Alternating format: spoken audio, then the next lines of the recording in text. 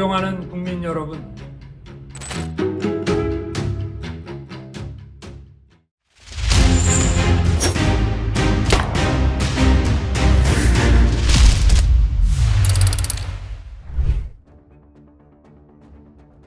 안녕하세요. 매주 법조계와 정치권의 이야기를 모아 맥락과 흐름을 읽어주는 기자 법정모독의 황영준입니다. 용산 출퇴근이 위험하시진 않으신가요? 예전에 관저는 청와대 내에 있었잖아요. 하지만 용산 이전 뒤로는 달라졌는데요. 같은 용산구이긴 하지만 한남동 관저와 용산 대통령실까지는 거리가 꽤 됩니다. 관저 앞에는 윤 대통령 지지자들이 모여 있지만 대통령실 앞은 그런 상황은 아닙니다. 경호처 분위기는 좀 어떤가요? 박종준 전 경호처장이 사퇴하고 경찰 조사에 응했잖아요. 사실 그러면서 조직이 크게 흔들렸습니다. 경호처 직원들 사이에서는 상당한 동요가 있다는 제보가 있는데요. 경호처는 보안이 생명인 조직이잖아요. 그런데 이례적으로 언론에 공개적으로 내부 상황을 전하기도 하고 체포영장 집행을 막으면 위법이라는 직원의 글이 외부에 공개되기도 했습니다. 제가 통화한 한 경호처 관계자는 소말리아 같은 내전 상황은 막아야 되는 것 아니냐 이렇게 말하기도 했습니다. 대통령 측과 경호처에서 나오는 체포영장 불법론에 대해 법무부와 대법원은 확실하게 선을 그었습니다. 그럼에도 불구하고 김성훈 차장 등은 대통령 탄핵 반대 여론이 높아지고 있고 국민의힘 지지율 반등이 가시화되니 이 시기만 넘기면 된다는 생각인 것 같습니다. 탄핵 기각 가능성도 있다고 보고 그 다음을 생각했을 가능성이 있는 거죠. 일선 직원들의 동요가 감지되는 상태에서 수뇌부 체포까지 이뤄지면 생각보다 큰 저항 없이 마무리될 수도 있다고 봅니다. 네, 정진석 비서실장이 14일 이른 아침에 대국민 호소문을 발표했습니다. 배경이 뭔가요? 변호인단은 상의된 것은 아니라고 했습니다만 윤 대통령의 정치 입문을 도왔던 정 비서실장의 절박감이 반영된 게 아닌가 싶습니다. 국민의힘 지지율이 실제로 반등을 했나요? 윤 대통령이 이걸 유도한 측면이 있습니다. 자신이 촉발한 계엄 사태로 벌어진 이 모든 상황을 도외시하고 대한민국 대통령으로서의 대의보다는 자신이 살기 위해 내놓은 전략이 여당 그리고 그 지지층의 이해관계와 맞아떨어졌다고 봅니다. 여론의 흐름이 달라진 건 사실이지만 이게 대통령에 대한 지지인지 민주당에 대한 거부감이 반영된 건지 지켜봐야 되는 만큼 국민의힘도 이를 오판하면 안 될 걸로 보입니다. 여론의 흐름이 왜 바뀌었는지 영향을 미쳤을 법한 몇 가지 상징적인 장면을 짚어 지금 상황을 읽어드리겠습니다. 어떤 장면들이 있을까요? 먼저 윤 대통령의 등장입니다. 14일 저희 동아일보 단독으로 관저 근처에서 대통령의 모습을 포착했습니다. 아주 선명하게 대통령임이 드러나는 사진이었습니다. 8일엔 윤 대통령으로 추정되는 인물이 직무정지 25일 만에 처음 언론사 카메라에 잡혔습니다. 도피설, 건강 이상설, 심지어 음주설까지 나올 때였죠. 관저 앞을 둘러보면서 농성에 들어간 경호처 직원들을 격려하고 태세를 점검하는 모습이었습니다. 지지자들에게 자신의 건재함을 알리고 지지층을 결집시키는 효과를 거둔 거죠. 의도적인 연출이었다면 아주 성공적인 장면이었을 겁니다. 윤 대통령은 맞나요? 그날 대통령실에선 영상을 찍은 매체를 고발한다고 했습니다.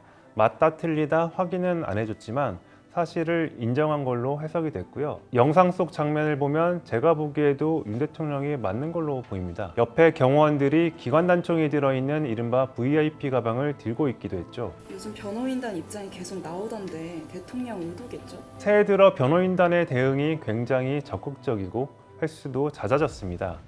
실패라는 개념이 아니라 평화적 계엄이기 때문에 당연히 그게 가능합니다. 기자회견을 열어라 말라까지 대통령이 지시하는지는 모르겠습니다만 메시지는 아마도 대통령과 소통해서 나오는 거겠죠. 나라를 물랑케 했다는 윤 대통령의 내란죄 혐의는 전면 부정하고 친위 쿠데타가 아닌 구국의 행동으로 정의하고 있습니다. 그런 메시지가 있는 걸까요? 윤 대통령과 같은 생각을 하고 있는 사람들에겐 효과가 있지 않을까요? 대선에 불복하는 야당, 탄핵 정치로 행정부와 사법부의 마비, 부정선거 이걸 믿고 있는 보수 극우층에서 대통령의 메시지는 상당히 와닿았겠죠. 그러니 대통령을 향한 체포영장은 대통령을 전복하려는 내란이라는 논리입니다. 실제로 대통령 변호인단은 내란과 내전이라는 말을 대통령이 아닌 바깥으로 돌리고 있습니다. 그럼 물타기 아닌가요? 그렇죠. 물타기이자 프레임 전환의 시도라고 할까요? 처음 12.3 비상계엄 사태 직후만 해도 국가에 위해를 가한 쪽은 명백해 보였습니다. 하지만 윤 대통령의 거듭된 주장과 야당의 명분 없는 속도전이 얽히면서 계엄을 하게 한 쪽이 나쁘다는 주장에도 힘이 생기기 시작했습니다. 동아일보 신년 여론조사 때만 해도 대통령이 수사에 협조해야 한다는 여론이 80%였지만 9일 발표된 MBS 전국 지표조사에선 체포영장 집행은 과도하다는 여론이 37%였습니다. 정말 대통령 메시지가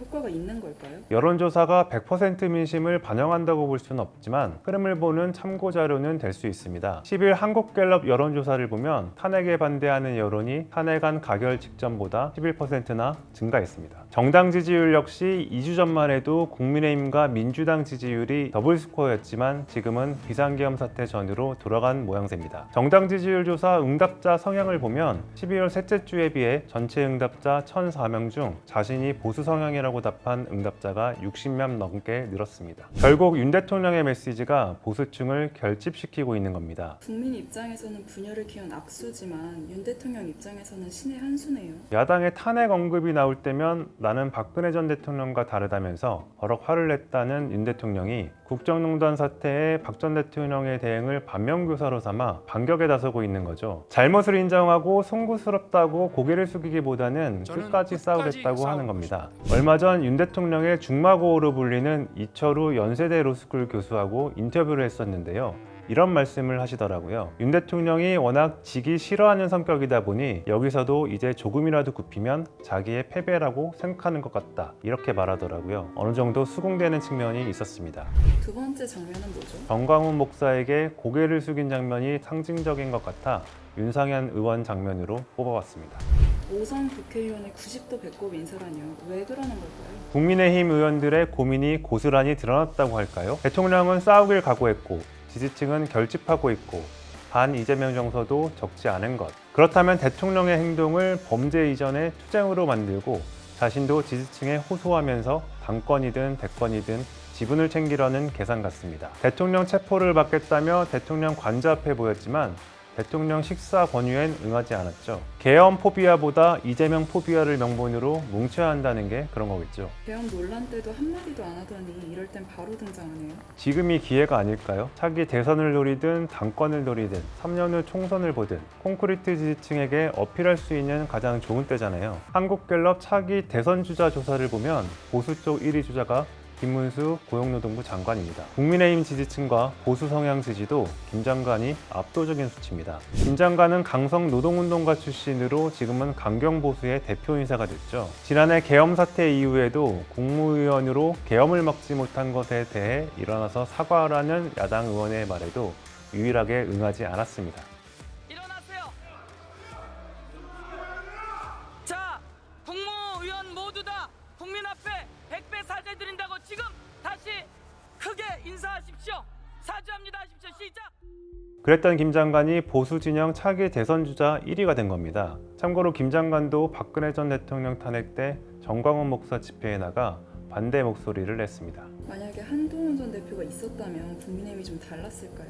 한동훈 전 대표는 계엄을 명백한 불법으로 정의했고 극단주의자들과의 동조도 경계했습니다. 반면 윤상현 의원은 대통령이 잘못했을지언정 원인을 제공한 쪽부터 해체시켜야 한다고 했죠. 한 전 대표가 계속 대표직을 맡고 있었다면 적어도 잘못을 잘못이라고 비판할 수 있지 않았을까요? 그랬다면 김상우 의원이 당과 다른 목소리를 낸다고 당을 나가라라는 말을 면전에서 대놓고 듣진 않았을 거라고 봅니다. 원조 친한계 장동혁 의원마저 관저에 가는 모습을 본다는 게 좀 묘했습니다. 친한계나 한동훈 지지자들에겐 정치의 비장함을 보여주는 장면 중에 하나로 꼽혔죠. 이미 한동훈 지도부가 무너질 때 장동혁 당시 최고위원의 사퇴가 결정적 역할을 하긴 했습니다. 그때 이미 마음은 돌아선 것이었지만 마음보다 몸이 더 빨리 움직이는 그런 장면 중 하나였죠. 본인은 체포영장이 위법하고 부당하다고 판단한 만큼 당과 입장을 같이 해서 나왔다는 취지로 설명했다는 것 같습니다. 계파를 갈아타거나 당적까지 바꾸는 게 정치에서 드문 일은 아닙니다. 결국 헌법기관인 국회의원이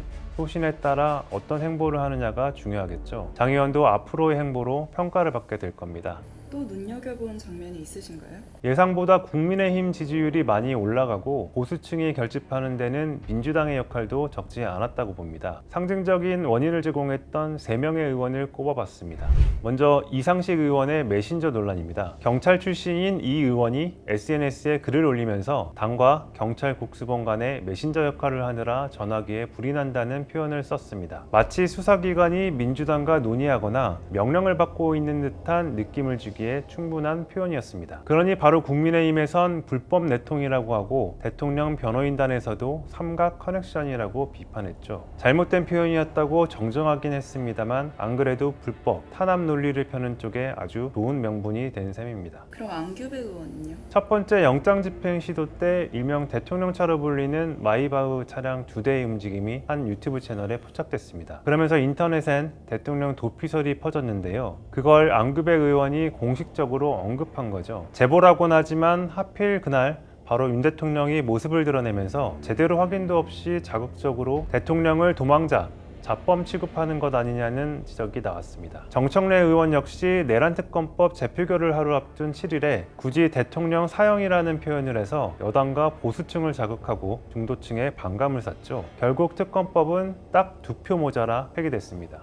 계엄 해제에 찬성했던 국민의힘 의원은 18명입니다. 계엄이 잘못됐다고 했던 여당 의원조차 민주당이 설득을 하지 못하면 아무리 빨리 이 사태를 정리하고 싶어도 할 수 없다는 점을 민주당은 명심해야 합니다. 이런 민주당의 모습이 보수층 결집이나 국민의힘 지지율 반등에 영향을 줬을까요? 어느 정도 영향이 있었다고 봅니다. 대통령의 잘못은 법대에서 심판을 받아야 하지만 그게 꼭 민주당의 심판 방식은 아닐 수 있습니다. 안 그래도 보수층에선 이재명 대표가 대통령이 된다면 말살당한다는 주장을 하고 있는데 괜히 긁어부스럼을 만들 필요가 있었을까요? 이번 주부터는 윤 대통령 헌재 심리가 본격 시작됐고 16일부터는 김용현 전 장관 재판도 시작됩니다. 국회에선 내란 국조특위도 가동되죠. 민주당 입장에선 여론에 악영향을 미칠 행동은 최소화하고 신중한 모습을 보이는 게 중요하겠죠. 그래야 대통령이 꺼낸 프레임에 휘말리지 않고 계엄 사태의 본질을 다툴 수 있을 테니까요. 마지막으로 모독하자면요?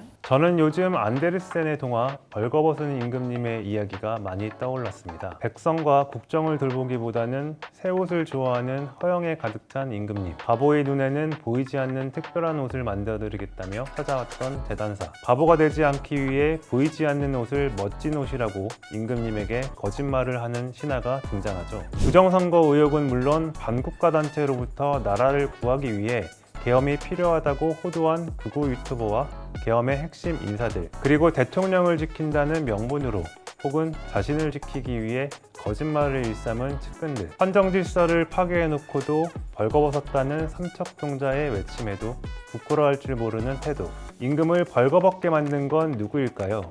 대단사일까요? 신하들이었을까요? 아니면 임금 자기 자신일까요? 오늘의 법정 모독은 여기까지입니다. 더 많은 모독, 이야기 듣고 싶으시다면 좋아요, 댓글, 구독, 알림 설정 부탁드립니다. 감사합니다.